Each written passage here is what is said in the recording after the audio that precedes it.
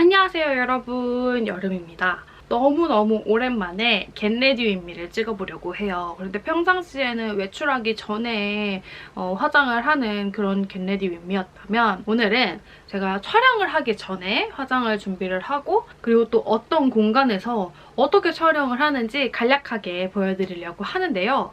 그럼 지금부터 영상 전 어떻게 준비를 하는지 같이 메이크업 시작해보도록 할게요. 고고! 커튼부터 쳐줄게요. 햇빛이 차단이 돼야 안 되면 역광이 생겨서 밝기가 좀 애매하게 나오거든요. 커튼을 단 봉에 이런 고리 있잖아요. 주방에서 쓰는. 그거를 걸고 이렇게 집게에다가 흰 천을 쳐가지고 사용을 합니다.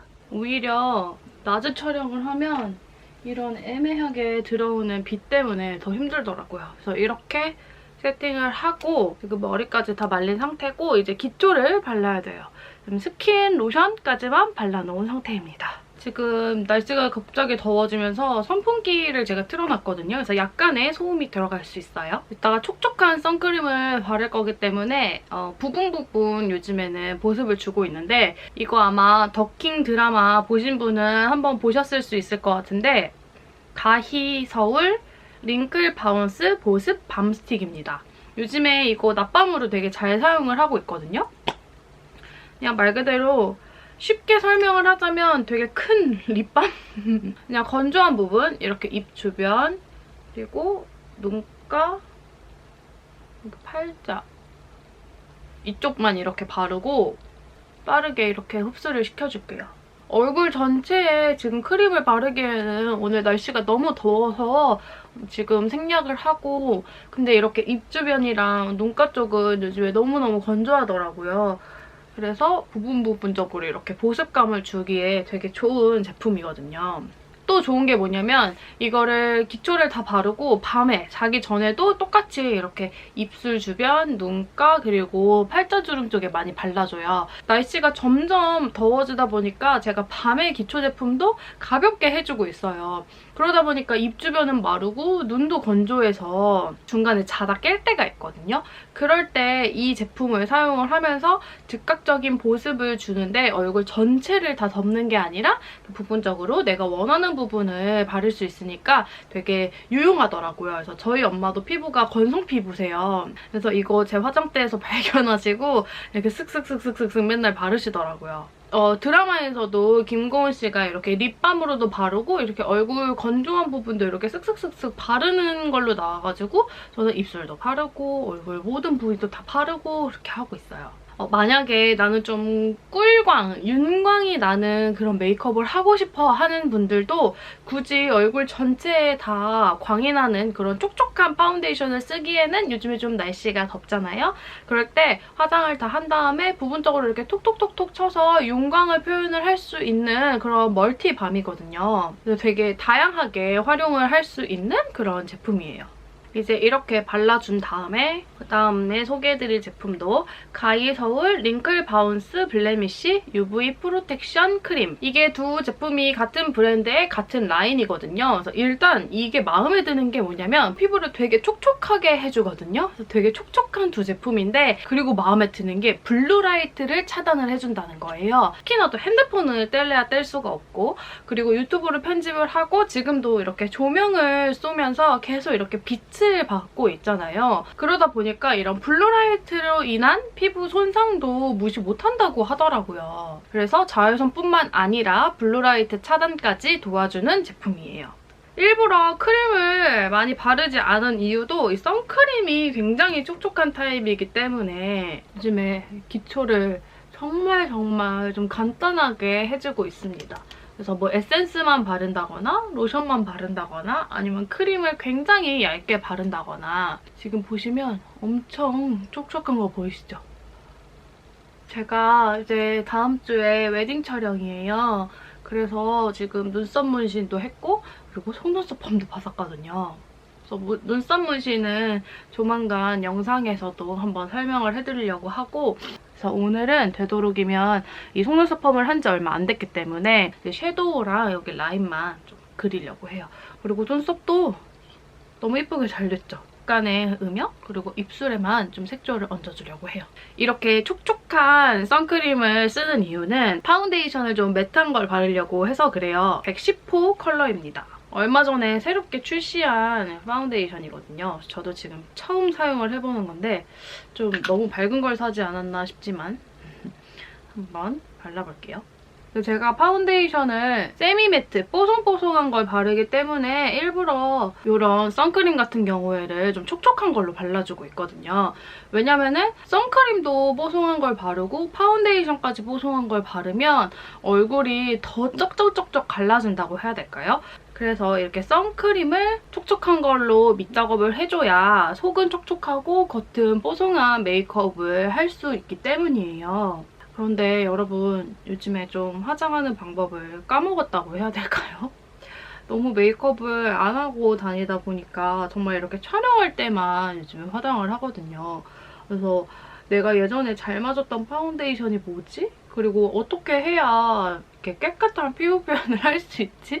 요즘에는 막 그런 생각이 들더라고요.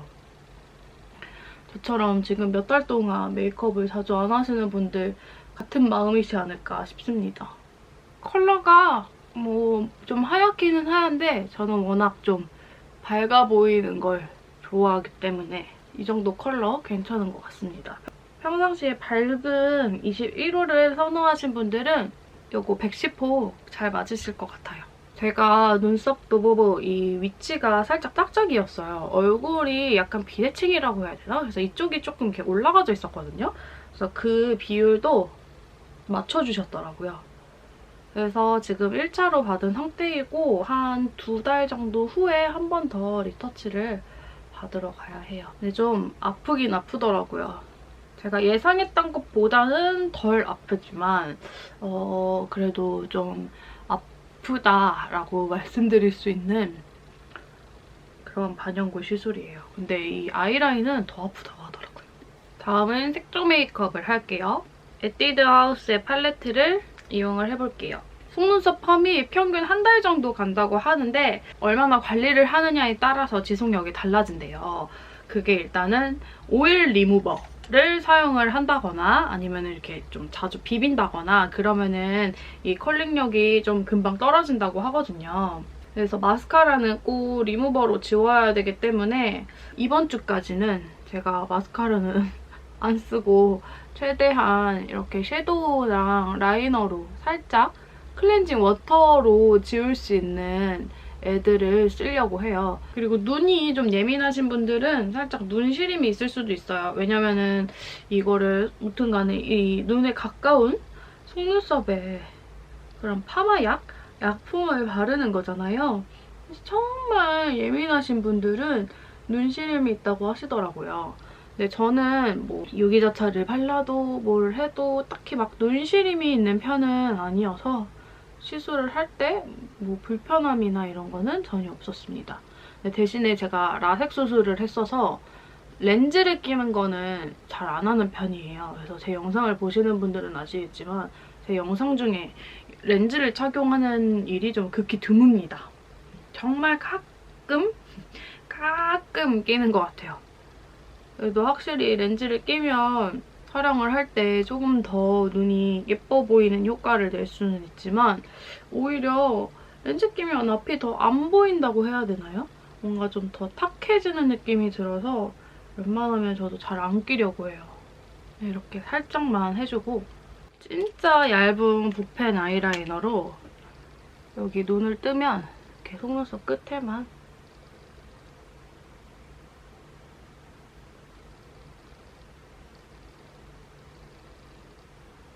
눈꼬리를 조금 연장을 해준다는 생각으로 살짝만 그립니다.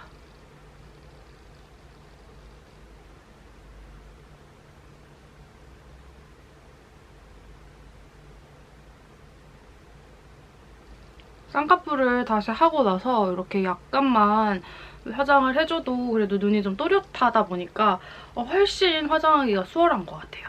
이번에는 이렇게 두 개를 이용을 해서 베네피트의 포지 틴트, 그다음에 네이처 리퍼블릭의 이게 뭐지? 퓨어 샤인 틴트 다 까져서 보일 수도 있네요.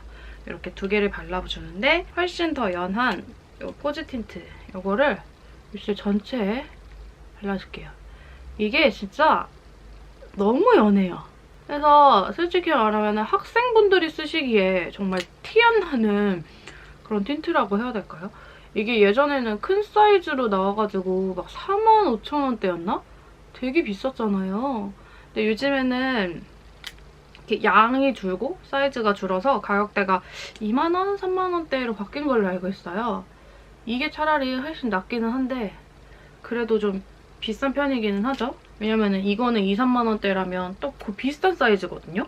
이게 조금 더 크긴 하지만 이게 2, 3만원대라면 이건 3,000원대거든요. 그래서 이렇게 입술에 빠르게 전체적으로 발라주고 그리고 안쪽에 좀 더 진한 핑크를 이렇게 덧발라줍니다. 좀 입술이 발리니까 사람이 좀 생기가 도는. 다음은 쉐이딩입니다. 저는 되도록이면 이게 카메라에 얼굴이 좀 슬림하게 나올 수 있도록 쉐이딩을 치는 거잖아요. 그래서 이거는 거울을 안 보고 이렇게 카메라를 보고 좀 쉐이딩을 넣는 편이에요. 실제로는 이렇게 정도로 진하기로 안 하고 다니기는 하지만 영상에서는 좀 더 슬림하게 보이기 위해서 카메라에서 보이기에 적당한 정도로 이렇게 넣어주고 있습니다. 이게 눈썹 문신을 지금 한지 제가 일주일이 채 안 됐거든요. 그래서 막 브로우 펜슬이나 마스카라로 바르는 거는 안 되는데 이렇게 섀도우 타입으로 바르는 거는 괜찮다고 하셨어요. 그래서 이렇게 슥슥 그냥 폼 클렌징으로 지워질 수 있는, 그리고 이 넓적이 브러쉬로 이용을 해서 제가 얼마 전까지만 해도 턱 쉐이딩을 잘 안 했거든요. 근데 요즘에 살이 부쩍 찌는 바람에 웨딩 촬영을 앞두고 결혼을 앞둔 신부가 다이어트를 안 하고 오히려 밥을 잘 먹고 다녀서 살이 찌고 있습니다. 노력해보려고 했는데 너무 예민해져서 안 되겠더라고요. 그래서 그냥 저는 건강하고 행복함을 선택을 했어요. 짜잔! 이렇게 메이크업을 준비를 완성을 했습니다. 머리는 평상시에 가끔씩 고데기도 해주는데 오늘은 드라이 할 때 이렇게 잘 차분하게 말아서 고데기는 생략하도록 할 거예요. 이렇게 하면 촬영 준비가 끝이 납니다. 한번 촬영하는 공간을 살짝 보여드리도록 할게요. 다른 유튜버분들처럼 막 예쁘게 꾸며놓고 싶었지만 제 방이 굉장히 협소하기 때문에 엉망진창인데서 이렇게 배경 하나로만 잘 살고 있는데요.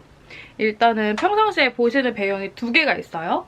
이 커튼에 하얀 천을 씌우고 있는 이 배경과 제가 자는 이 침대 벽 쪽에 붙어있는 요 제가 사랑하는 이런 것들, 그게 붙어져 있는 이 배경에서 앉아서 이렇게 찍거나 이렇게 두 배경에서 이용을 하고요. 이 천 있는 곳 옆에 제 컴퓨터들이 있습니다. 컴퓨터 겸 약간 화장대 겸, 그래서 그 공간 앞에 이게 제 방 전부인데 여기다가 이렇게 링 조명을 두고 그다음에 삼각대를 두고 컴퓨터 의자에 앉아서 이렇게 앉아서 촬영을 하는 겁니다. 이게 방의 끝이에요. 여기는 침대, 여기는 컴퓨터, 여기는 촬영방, 여기는 문. 이렇게 좁은 공간에서 최대한 공간 활용을 해서 촬영을 하고 있습니다. 이제 결혼을 해서 신혼집으로 들어가면 잠자는 공간이랑 촬영하는 공간을 분리하려고 해요. 그래서 그 동안에는 여러분들이 보시는 이 공간이 저의 좁은 방들이었습니다. 그래서 이렇게 촬영 전에 정말 오랜만에 겟레디 윗미를 찍어보았는데요. 오늘 영상도 끝까지 봐주셔서 너무 감사하고요. 그러면 우리는 또 다음 영상에서 또 만나도록 해요.